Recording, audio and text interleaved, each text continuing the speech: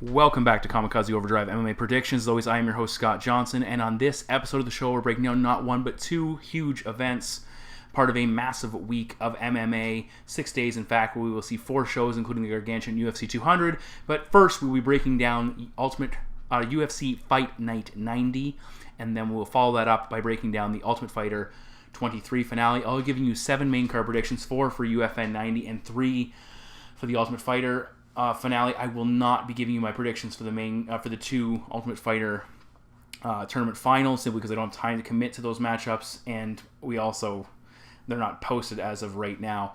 I'm coming off a pretty solid 10-3 event run at UFC 89. Bet packs were decent, but not as good as they could have been. I had a lot of good information in there. Unfortunately, a couple key losses prevented them from being home runs, but still worthwhile. If you want to purchase any of the next 4 events, they're all posted, and you can buy them for $12 each. Or you can buy the next 6 events for $54, save yourself $18. Remember, it's all in Canadian, so if you're buying with American dollars, you're getting a huge discount on top of all of that, so keep that in mind. I was planning on doing some kind of parlay involving all of the matchups. My top matchups from the 4 events. I just don't have the time to post that, so I apologize to those people that I did talk to about doing that. I won't simply be able to get there. I'm going to be very busy trying to get all of this done. Make sure you check out kamikazeoverdrive.net for my prelim predictions. The UFC 200 polls are posted and ready for your votes.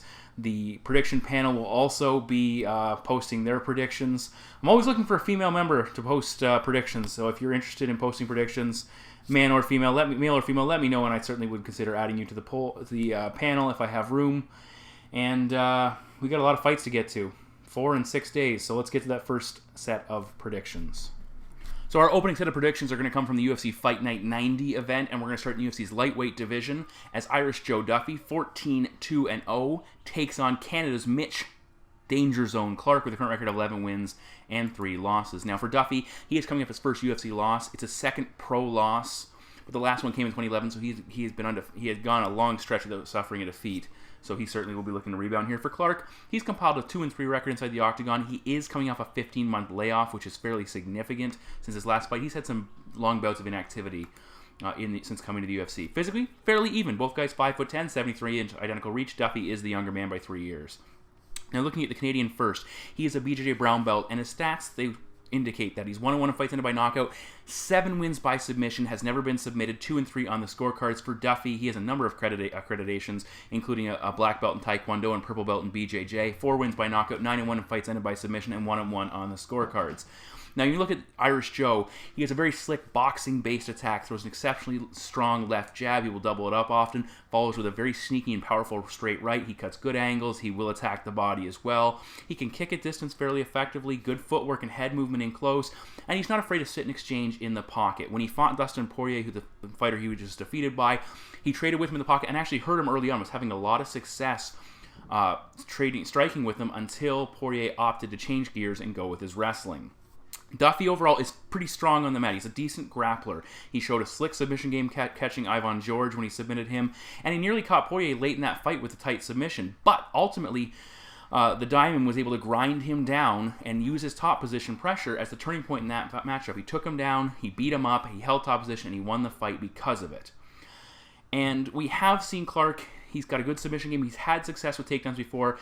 In one of his early UFC bouts against Anton Kuivainen, he scored a trio of completions, but he lost that fight, ultimately slowed down. But his last 3 matchups, he's gone 0-5 in takedowns, and that includes a couple of wins. When he fought John Maguire, which is pretty much his only really strong UFC win, let me qualify that in a second, he looked good on the feet, found most of his success with his striking, but that was probably because Maguire was very inactive and isn't a very strong striker either.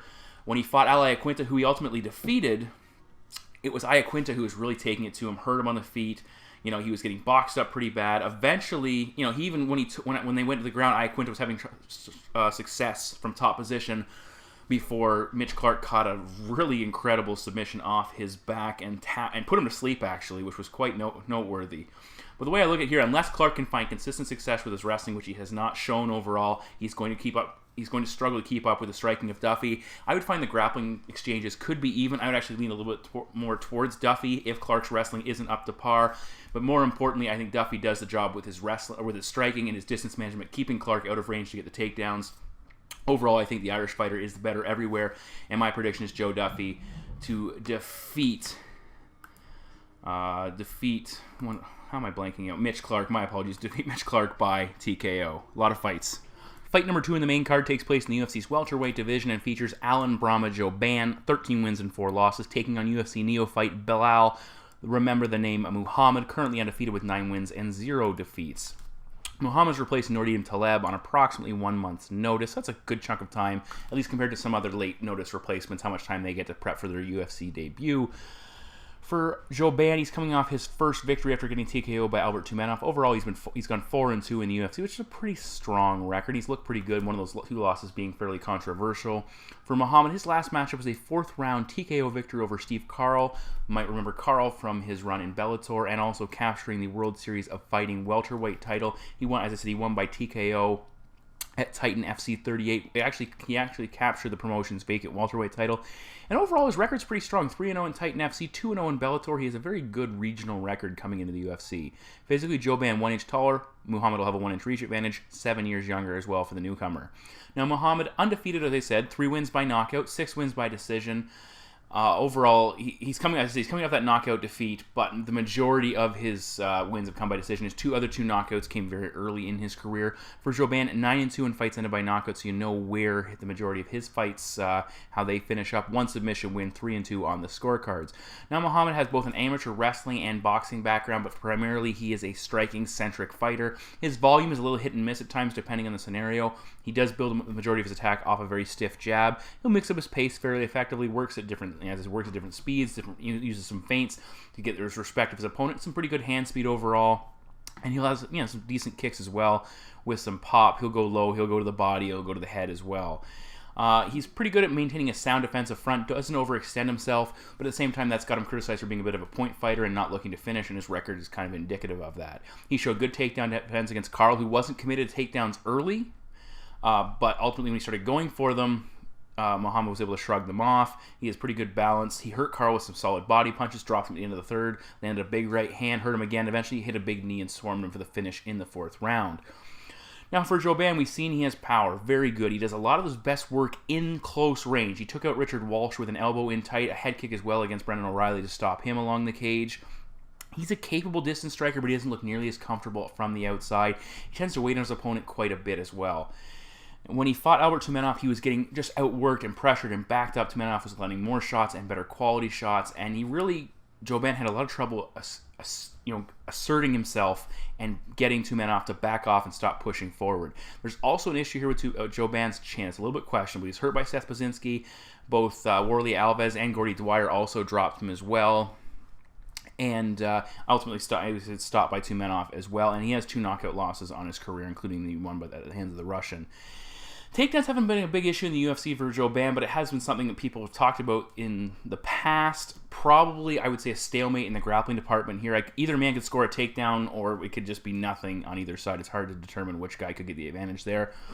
For Muhammad to win this matchup, he needs to maintain distance, avoid the clinch, and consistently outland Joban. If he can do that, he certainly can win this fight. The thing I'd look at him is he doesn't have the volume or the power, at least on the initial strike, to back Allen off. Look for Joban to close the distance, do damage in that clinch, and more importantly, simply outwork his opponent. Joban's power is going to be the key here, as long as his chin holds up. And again, he's fighting a fighter who doesn't have a lot of knockouts, and especially against Carl, it was death by accumulation. He put up a lot of volume, and that's what allowed him to eventually knock him out. Not that one-punch power that's given Joban issues in the past. So I think Joban closed the distance, really smothers his offense, and my prediction is Alan Joban to defeat Belal Muhammad by TKO. Moving now to the co-main event of the evening, we're in the heavyweight division. The 10th ranked Roy Big Country Nelson, 22 wins and 12 losses, takes on everyone's favorite, the Black Beast, number 12th ranked Derek Lewis, with a current record of 15 wins, 4 losses, and 1 no contest. Now, Nelson is coming off his first non-knockout victory since June of 2007, all the way back in the IFL. When you look at Lewis, all 8 of his UFC wins have ended by all 8 of his UFC fights, have ended by knockout, 6 wins and 2 defeats. Physically, Lewis 2 inches taller. He'll have a 7-inch reach advantage, and he is 9 years younger. Weight will approximately be the same, close to the limit at 265. Now, what we have here is a pair of top-shelf knockout guys. going head-to-head. Nelson, 14 of his 21 wins have come by knockout. For Lewis, 14 of his 15 wins have come by knockout. Nelson also adds 4 wins by submission. He's never been submitted. He is 3-10 when going the distance, which is certainly concerning. And inside the UFC, he is 2-8 in fights that go beyond the opening round. His only 2 wins coming after the Jared Rosholt fight, and of course Mirko Cro Cop, who he stopped in the 3rd round. He has 2 losses via knockout against the brutal power of Mark Hunt and Andrei Arlovsky way back in the day. Of course, a questionable knockout there. For Lewis, he's had 14 wins by knockout. He has 2 KO losses coming against Sean Jordan and Matt Mitrione, both in the UFC. 1-0 fights ended by submission. He is 0-2 in the scorecards. But despite his 0-2 record decisions, in fights that go beyond the opening round, he is 8-3. That's very impressive. That's part of his where he's successful. He carries his power very well deeper into fights.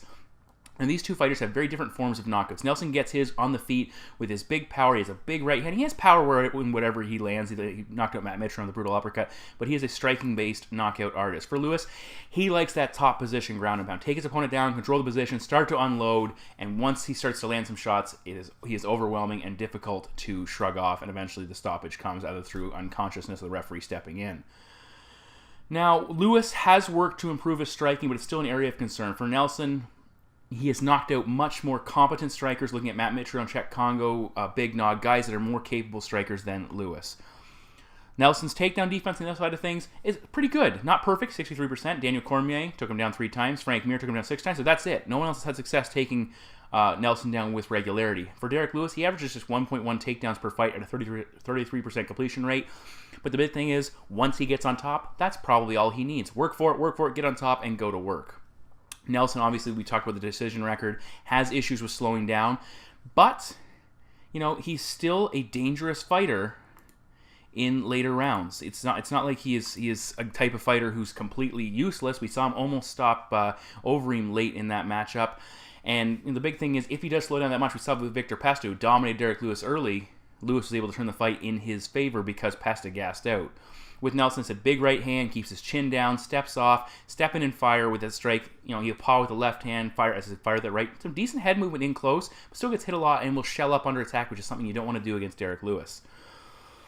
I also like, the way Nelson can handle himself in close. Punches in short quarters, uppercuts, cuts off the cage very well against Jared Rosholt, kept him packing up, and the power kept Rosholt from engaging. We also saw a new wrinkle in Nelson's game with the takedowns. Against Josh Burnett, he landed a nice single leg takedown, turned the corner effectively. Heavy body pressure. We saw him against, again, rest in peace, Kimbo Slice.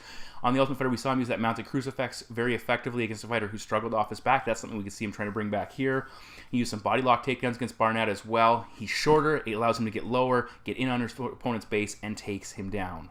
For Lewis, when he got knocked out by Matt Mitrione, he walked right into a right hand, couldn't recover, and was done. He does have some very big kicks, but he throws everything on the feet with single strikes. He swings very well, will overextend himself, likes to brawl, has a very hard uppercut, but he telegraphs his punches. And when he gets a lot of power, you can see them coming if you're an experienced striker like Roy Nelson. What Lewis will look to do is back his opponent up against the cage, change levels for takedowns. He did knock out Gabriel Gonzaga standing with a big flurry along the cage, but it's pretty clear that Gabe seemed to be a little bit broken and just was finished, and Lewis just did the rest of it. We have seen Lewis have a lot of trouble with takedown defense. Jordan took him down a couple times with body lock, used the double leg as well, really controlled him. Gabriel Gonzaga put him on his back with relative ease as well. One thing Lewis does exceptionally well, though, is when opponents fail on takedown attempts, he's able to turn that situation into his favor and beat them up. And we saw he was very calm against Gonzaga and avoided a bad position, turning a bad position into a worse position by struggling, and he eventually got back to where he wanted to be. The big thing is, I don't think Lewis is going to be able to get Nelson down with regularity. He won't push the pace to tire him out on the feet. I think look for Nelson to land a couple takedowns possibly and look to wear Lewis down a little bit. He'll keep the position. He could look for that top position mounted crucifix. I think the power of Nelson is going to keep Lewis from engaging. I think Nelson either catches him on the feet or possibly works some ground and pound from the top position. My prediction is Roy Nelson to defeat Derek Lewis by knockout. In the UFC Fight Night 90 main event, the lightweight title will be on the line as the champion, Rafael dos Anjos, 24 wins and 7 losses, takes on the number 2 ranked fighter in the division, the 27-4 Eddie Alvarez, former Bellator champion. For dos Anjos, he's coming off his first title fight win. It was a domination of Donald Cerrone, his first official defense, And for Alvarez, he actually lost Cerrone in his UFC debut, so kind of a cross comparison there with fighting the same opponent. Now, looking at Eddie, how did he get here? He has back-to-back wins over a former title challenger. and former Strikeforce champion Gilbert Melendez, and former champion Anthony Pettis. 2 upset predictions that I predicted correctly in both of them, and he was doing fairly well against Donald Cerrone until that fight turned against him. Physically, Alvarez 1 inch taller, Dos Anjos will have a 1 inch reach advantage. They are the same age, and I said Eddie is the former Bellator champion. For Alvarez, he is a boxing/wrestling fighter. 14 wins by knockout, 7 submission wins, 6-1 on the scorecards. So that's a pretty overall impressive record. He does have 1 loss by knockout, 2 submission wins, 2 submission losses as well. We look at the guys he lost to, Michael Chandler and Shinya Aoki, so 2 very capable fighters. For Dos Anjos, BJJ black belt. Training under Rafael Cordero, he has greatly improved his striking. That's really why we've seen his rise to power. 5 wins by knockout, 3 in his last 5 fights, so it shows you how much he's really improved on the feet. 8 submission wins, 12-5 on the scorecards. When you look at Dos Anjos, his last loss coming against Khabib Nurmagomedov, he is 10-1 over his last 11 fights, including 3 big wins over former WC top-ranked fighters in Donald Cerrone, Benson Henderson, and Anthony Pettis. Now, getting a chance to maybe run through the Bellator guys, with Eddie Alvarez. And you have Will Brooks, who will be debuting here as well on the next card we're going to talk about. So, could we see Will Brooks work his way in there and see Dos Anjos beat him down as well? I don't know. We'll see. Statistically, offense, they are very close. Both guys landing over 3 strikes per minute. Dos Anjos, though, gets hit almost 1 strike less per minute, which can add up big over a 5-round fight. Eddie, as I said, he's a boxing-oriented fighter. Good and close, very quick hands, good combinations. He has decent power. He will throw a nice body and low kick, but again, his hands are his primary weapons. For Dos Anjos, he's more of a Muay Thai-based fighter, throws exceptionally hard strikes, mixes up his offense very well, big combinations, and just keeps pushing the pace. When he fought Donald Cerrone, he landed a very strong knee to the body and eventually landed some big strikes to take him out after the damage had been done.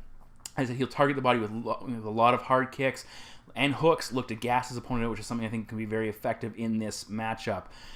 For Alvarez, when he fought Cerrone, he had a lot of issues with the kicking game of Cowboy. He was having success early with his hands, but as soon as Cowboy got the kicks into gear, he really damaged his lower half and really turned that fight. Alvarez is durable, but he gets hit a lot, and he's not unstoppable, as we have seen. He's been through a lot of wars. When he fought Gilbert Melendez, he was hurt early, actually had his eye closed up. He got tagged with some big shots at range against Anthony Pettis, and actually in that matchup, those 2 matchups, if you add up the total strikes, he was outlanded by 20 significant strikes, 93-73. So he's certainly not a volume guy who's going to outwork opponents solely on the basis of his striking. Where he was able to turn the tide in both his matchups was his wrestling. In those 2 victories, he landed 9 takedowns. That allowed him to add some extra offense that his opponents couldn't offer and help make up the distance, ultimately get the win in both fights, where his striking wasn't good enough by itself. Against Cerrone, 0 for 5 with his takedowns, so it shows you he wasn't able to change the pace of that matchup. Not a ton of ground and pound once he gets on top, and he spends a lot of time actually fighting to keep that position. Works a lot of his takedowns along the cage, gets his head in deep, keeps working to clasp those hands together, gets low, and against Pettis, so he struggled to keep him down. He kept taking him down, but he couldn't keep him down. We have seen Dos Anjos get taken down high, took him down a couple of times along the cage, and that's where he found his success there. We'll see if Alvarez can find something similar.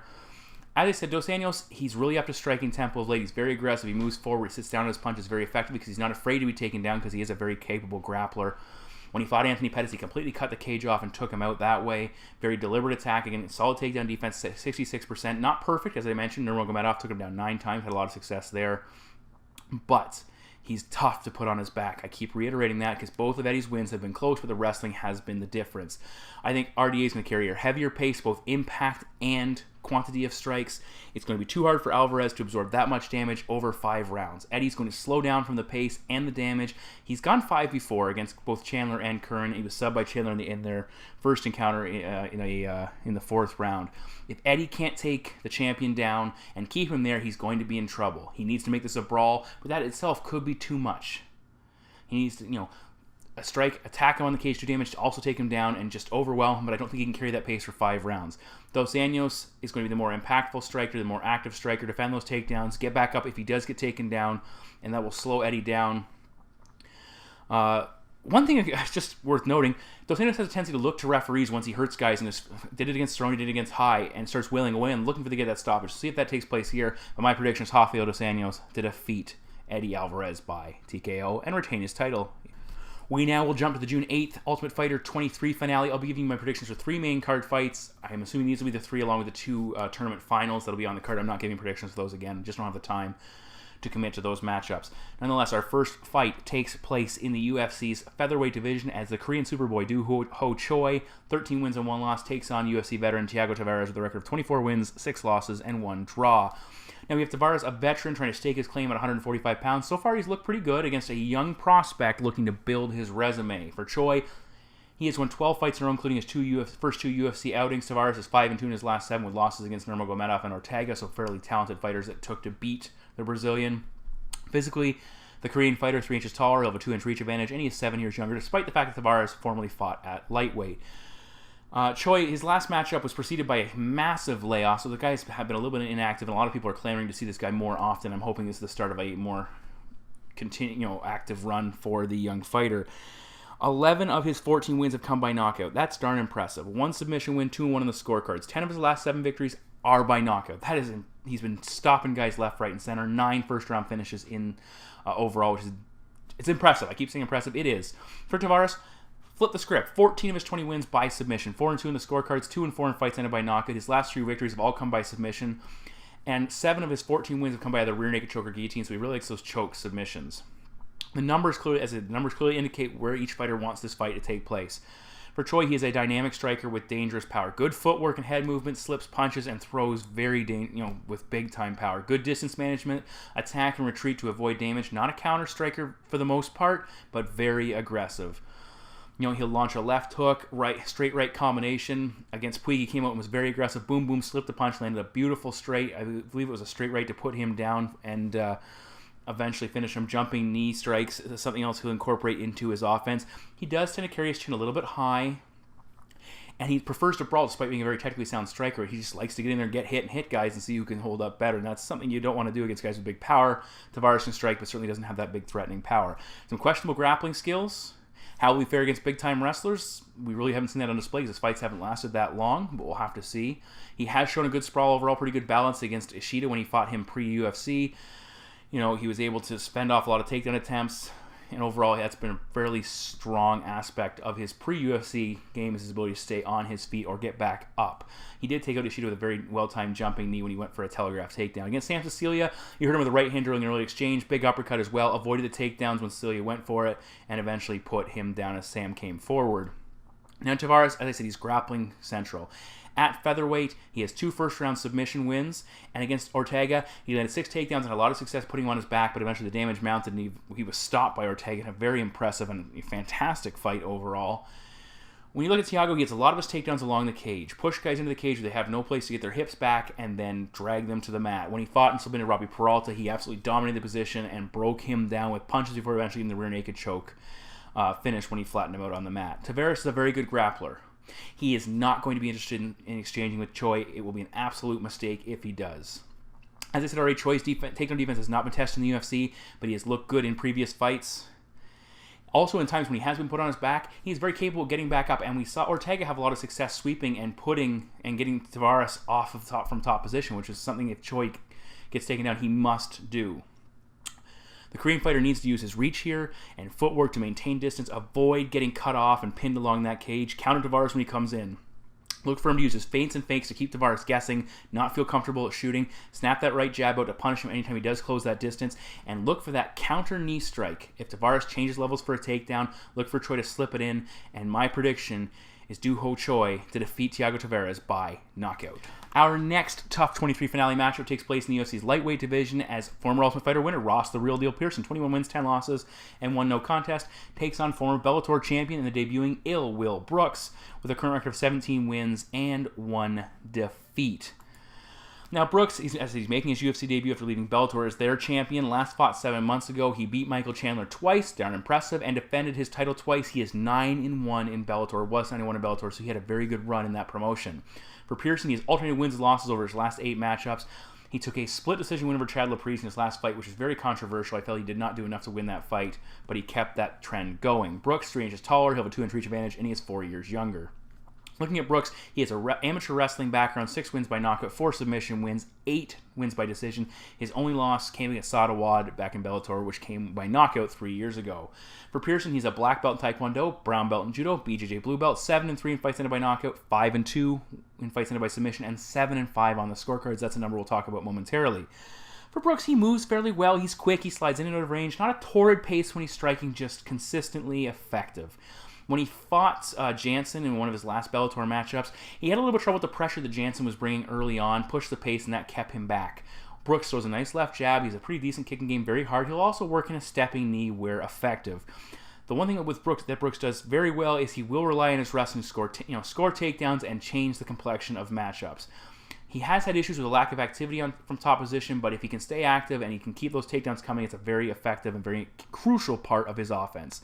For the Brit, he is a very good striker. He has decent power, throws a nice leaping left hook. He will sit back and counter at times, which can be an issue. His close strikes landed per minute totals are concerning. 3.61 strikes landed per minute compared to 3.2 strikes absorbed per minute. So that is certainly numbers that are very close. Against Laprise, they said it was controversial. He was outlanded 78 to 52 in the striking totals, and that makes it a hard sell for me to think he won that matchup.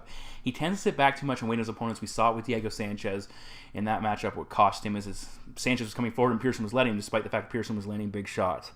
He did fight Edson Barbosa with some aggression and forward movement and had success there. He lost that fight. It was very close as well. Big thing with Pearson, his chin is a major question mark. He has been knocked out 3 times. He's been hurt in other fights. If Brooks can connect, he could have the power to hurt Pearson and possibly put him down. We've also seen Pearson have trouble giving up takedowns. Despite his 76% takedown defense, Evan Dunham, an upset I predicted, took him down 5 times and grounded him for the majority of that matchup.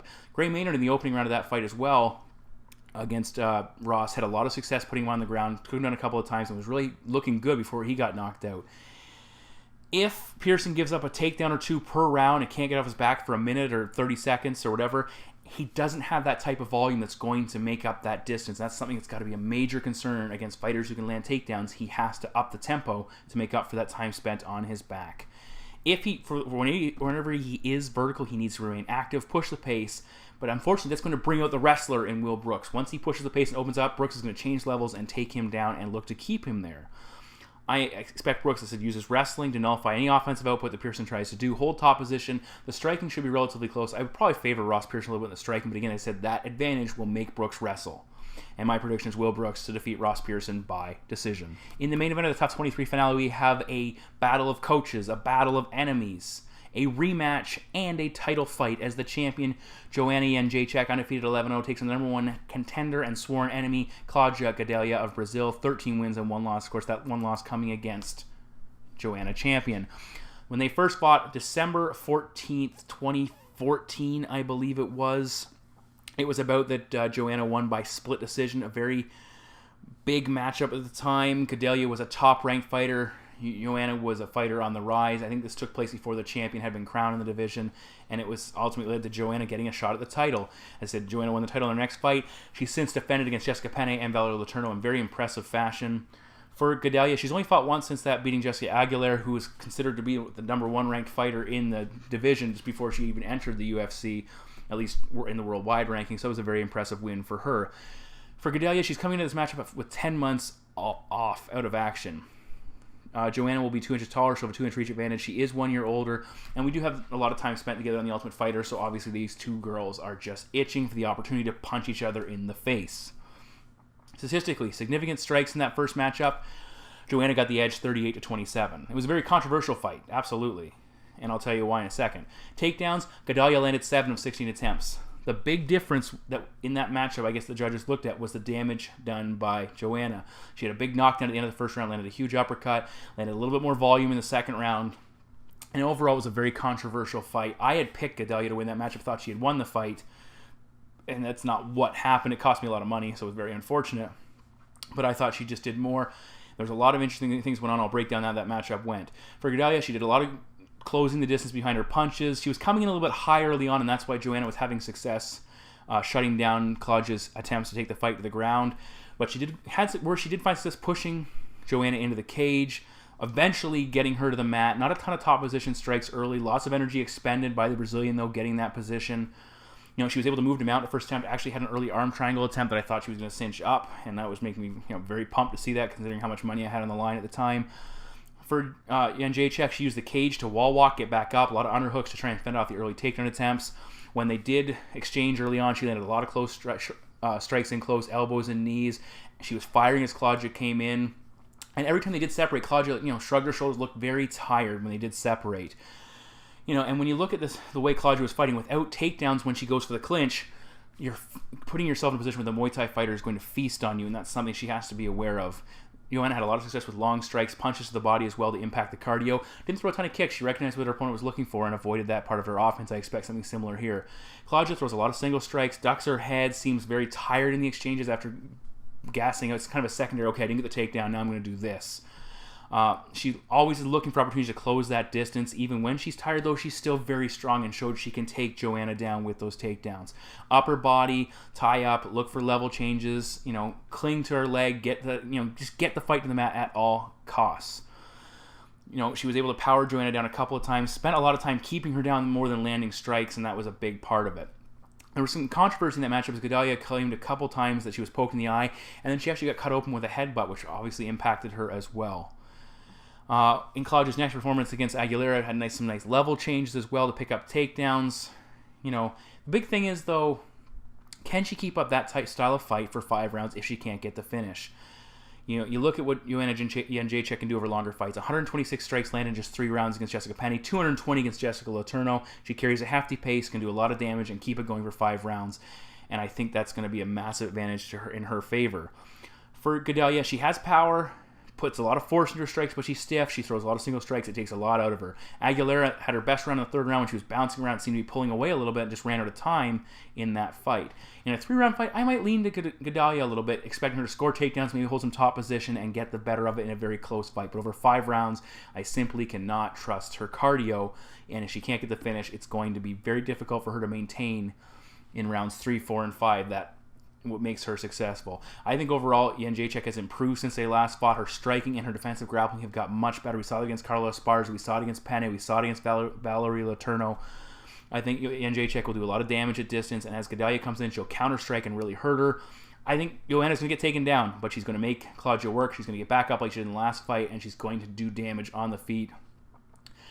Jędrzejczyk could score a decision, but I think she overwhelms Gedalia eventually, picks up a late stoppage. My prediction is Joanna Jędrzejczyk to defeat Claudia Gedalia by TKO. So those are my 7 main card predictions for both the UFC Fight Night 90 and the Ultimate Fighter 23 finale. I have a ton of fights still left to predict, and the bet packs to be posted. Please be patient. I will do my best to get everything posted. Obviously, my predictions online will be a little bit shorter than normal, but keep an eye. Keep coming back to the site. Also, check out the polls. Vote for your UFC 200 fights. I'm going to post...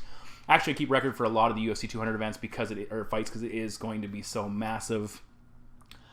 Check out the prediction panel. They do an excellent job as well. Follow me on Twitter. I'm at KO_predictions. Facebook as well. You can check me out there. Just search Kamikaze Overdrive MMA Predictions. It'll pop up. And YouTube as well.